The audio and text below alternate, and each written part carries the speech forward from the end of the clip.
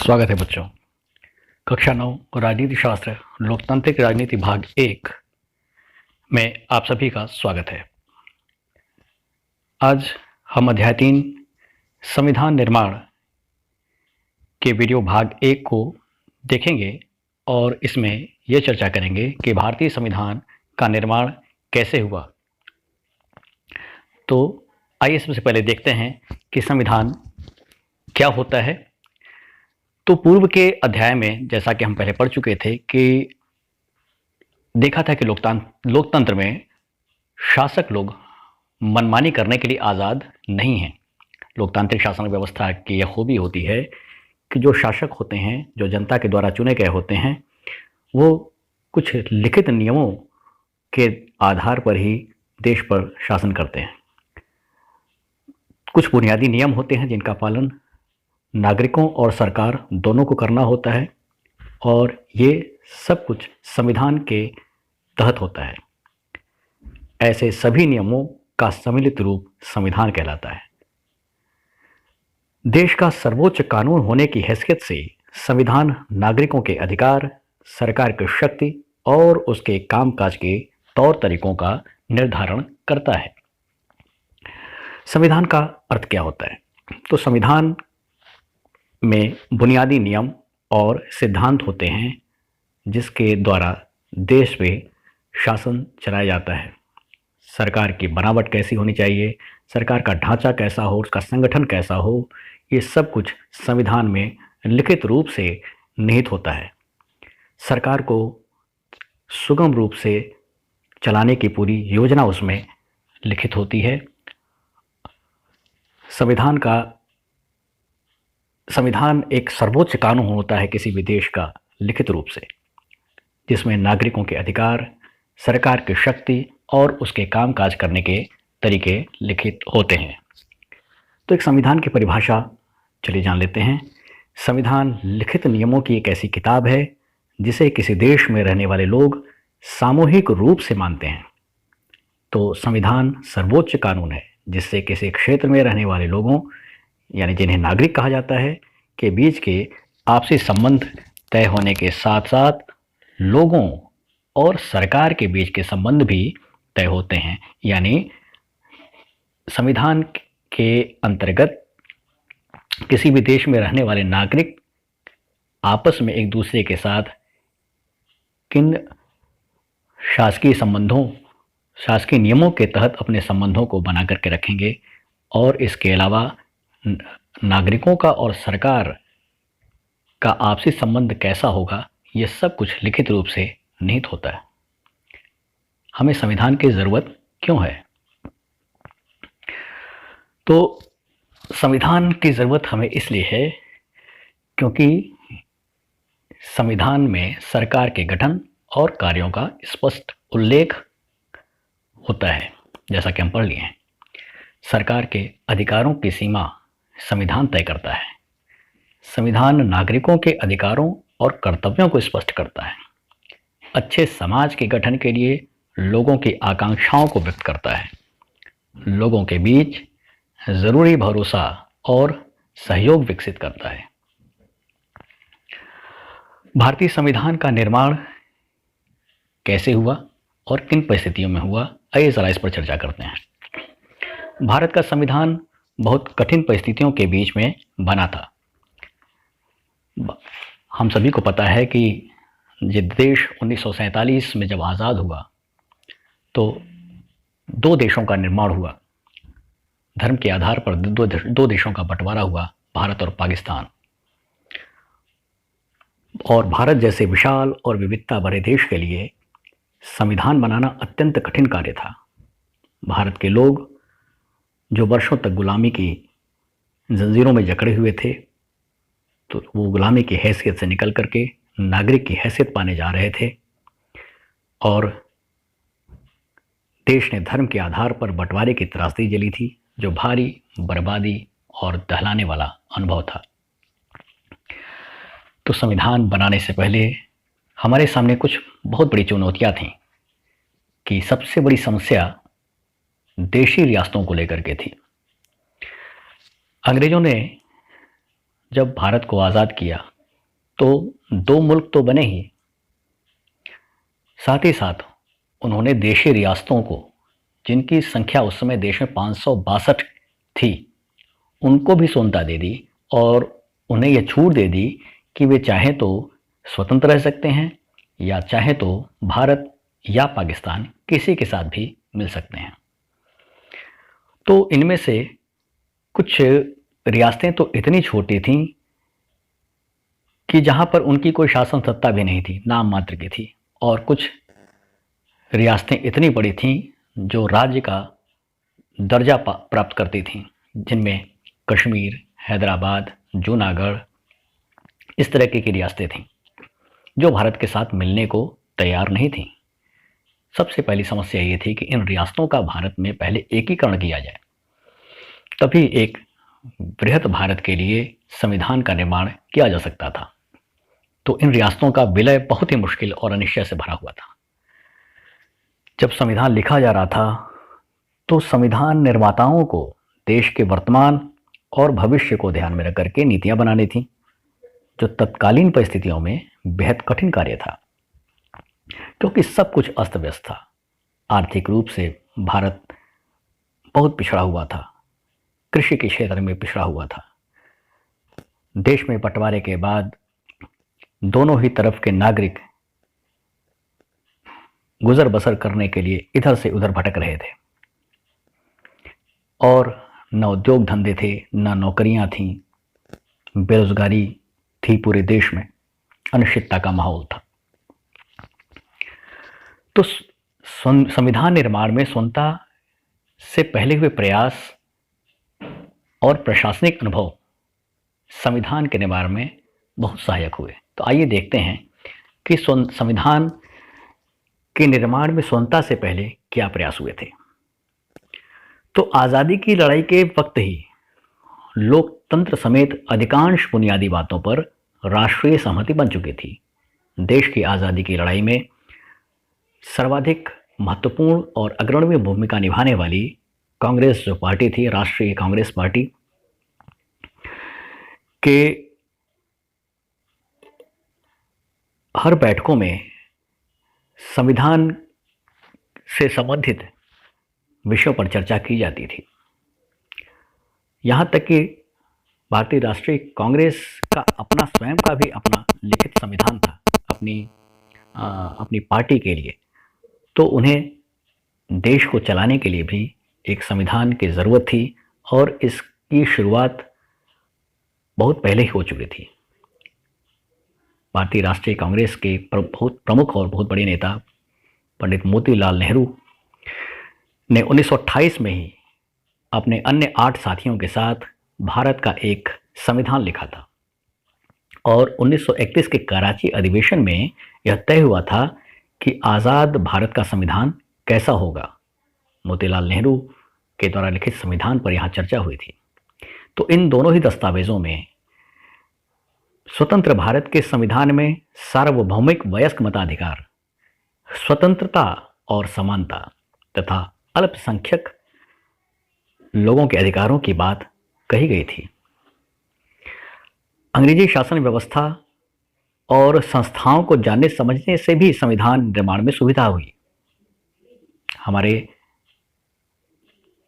बहुत से नागरिक, बहुत से भारतीय जो थे, अंग्रेजी सरकार में प्रशासनिक अनुभवों को प्राप्त कर चुके थे, और इतने वर्षों से उन्होंने अंग्रेज़ों की जो शासन व्यवस्था देखी थी और अंग्रेज़ों के द्वारा जो बनाए गए तमाम जो संस्थाएं थीं, उनके अधीन रह करके कार्य करने का अनुभव था।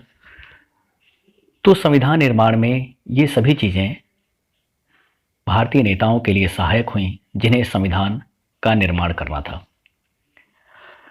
1935 के भारत सरकार अधिनियम की कई व्यवस्थाएं व पुरानी कई संस्थाओं को इसीलिए नए बने संविधान में अपना लिया गया।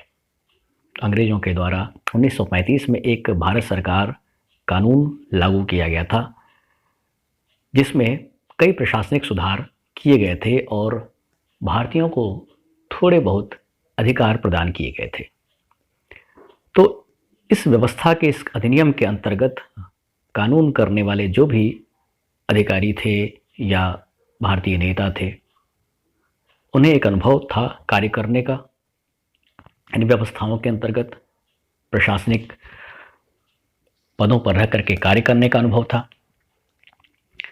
इसके अतिरिक्त 1937 में 1935 के अधिनियम के तहत 1937 में प्रादेशिक असेंबलियों में यानी प्रादेशिक विधानसभाओं में जो चुनाव कराए गए अंग्रेजों के द्वारा, तो उसमें भारतीयों को पहली बार विधानसभा में जाने का और काम करने का अनुभव भी हो गया था।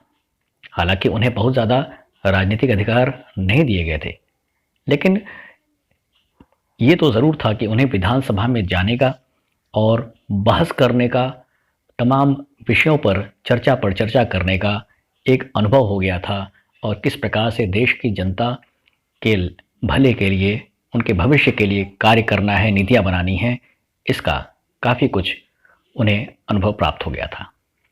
तो यही भारतीय थे, यही असेंबलियों के सदस्य थे, प्रादेशिक असेंबलियों के जो सदस्य थे, इन्हीं में से चुने हुए जो लोग थे, इन्हीं को अब स्वतंत्र भारत में नई संस्थाओं और व्यवस्थाओं को बनाना था और संविधान में इन्हें जगह देनी थी।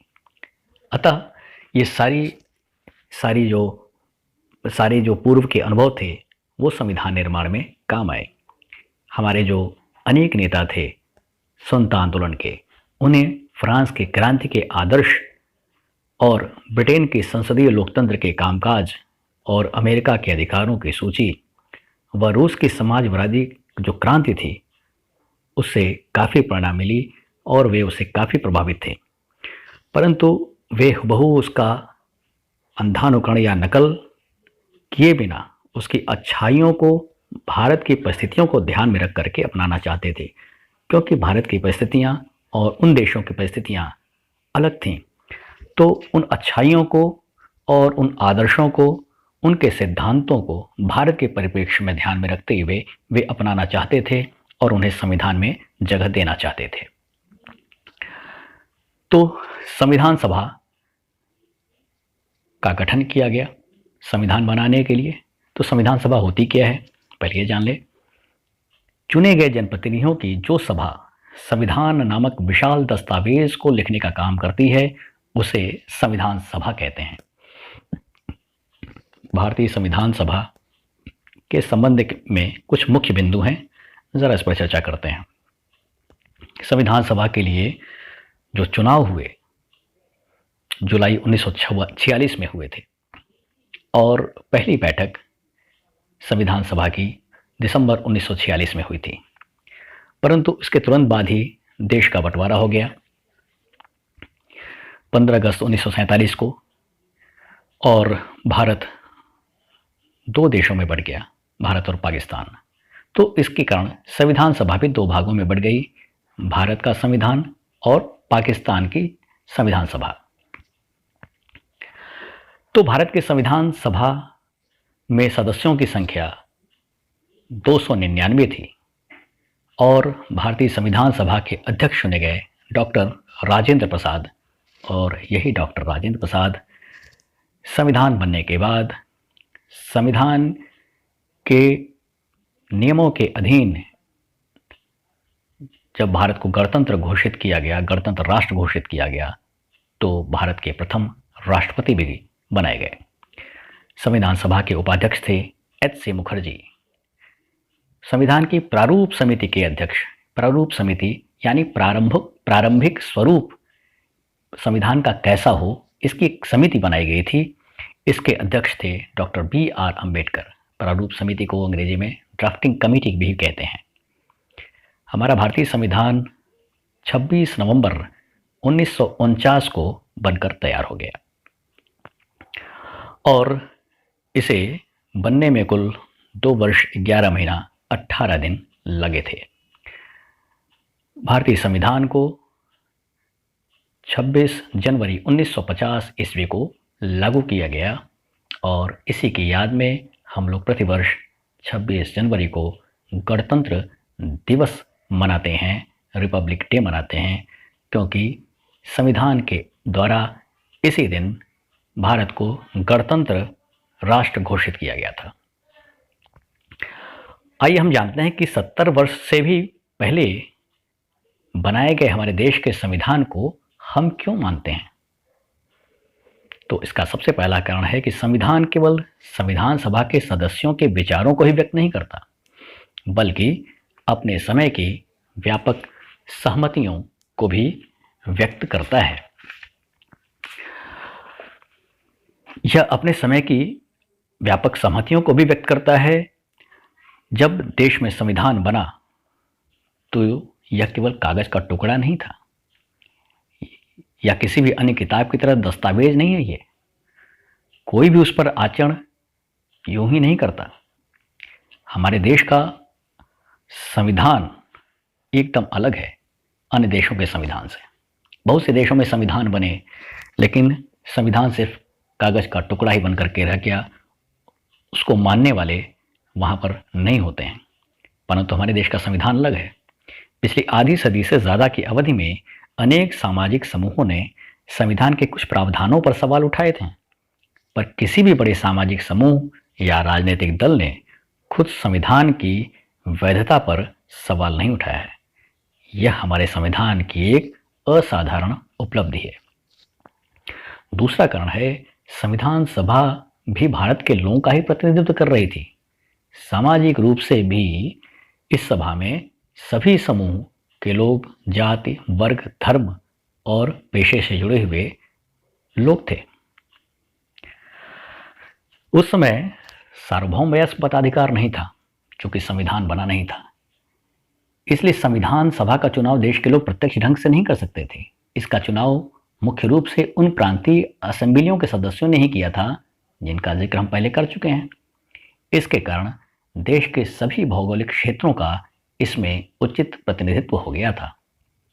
इस सभा में भारतीय राष्ट्रीय कांग्रेस के सदस्यों का प्रभुत्व था, जिसने राष्ट्रीय आंदोलन की अगुवाई की थी। पर स्वयं कांग्रेस के अंदर कई राजनीतिक समूह और विचारों के लोग थे। सभा में कई सदस्य ऐसे थे जो कांग्रेस के विचारों से सहमत नहीं थे। सामाजिक रूप से इस सभा में हर जाति, धर्म, वर्ग और पेशे के लोग थे। तो अगर संविधान सभा का गठन सार्वभौम वयस्क मताधिकार के जरिए भी हुआ होता, तब भी इसका स्वरूप काफी कुछ ऐसा ही होता।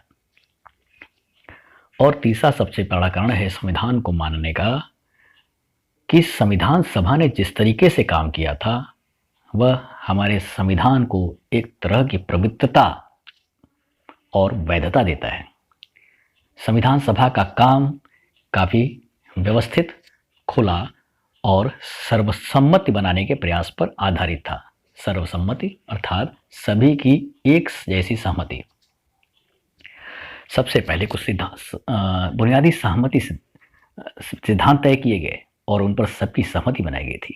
Doctor B.R. अम्बेडकर ने चर्चा के लिए एक प्रारूप संविधान बनाया, जिसके विषय में हमने चर्चा की कि ड्राफ्टिंग कमेटी के ये प्रमुख थे डॉक्टर B.R. अम्बेडकर। तो प्रारूप कमेटी या ड्राफ्टिंग कमेटी यानी प्रारंभिक स्वरूप कैसा हो संविधान का। संविधान के प्रारूप की प्रत्येक धारा पर कई दौर में चर्चा हुई। 2000 से ज़्यादा संशोधनों पर विचार हुआ। 3 वर्षों में कुल 114 दिनों की गंभीर चर्चा हुई। सभा में पेश हर प्रस्ताव, हर शब्द और वहाँ कही गई हर बात को रिकॉर्ड किया गया और संभाला गया। इन्हें कॉन्स्टिट्यूएंट असेंबली डिबेट्स नाम से 12 मोटे मोटे खंडों में प्रकाशित किया गया है। संविधान की व्याख्या के लिए भी इस बहस के दस्तावेजों का उपयोग होता है। इन्हीं बहसों से हर प्रावधान के पीछे की सोच और तत्कालीन संविधान निर्माताओं के द्वारा दिए गए तर्कों को समझा जा सकता है। तो इस प्रकार से आज यह वीडियो भाग 1 संविधान निर्माण से संबंधित समाप्त होता है। अगले वीडियो में हम आगे देखेंगे कि भारतीय संविधान के बुनियादी मूल्य क्या हैं और किन किन बातों को भारतीय संविधान में समाहित किया गया है और दुनिया के विभिन्न देशों से किन किन अच्छी बातों को शासन पद्धति में हमारे देश में संविधान में निहित किया गया है। तब तक के लिए धन्यवाद।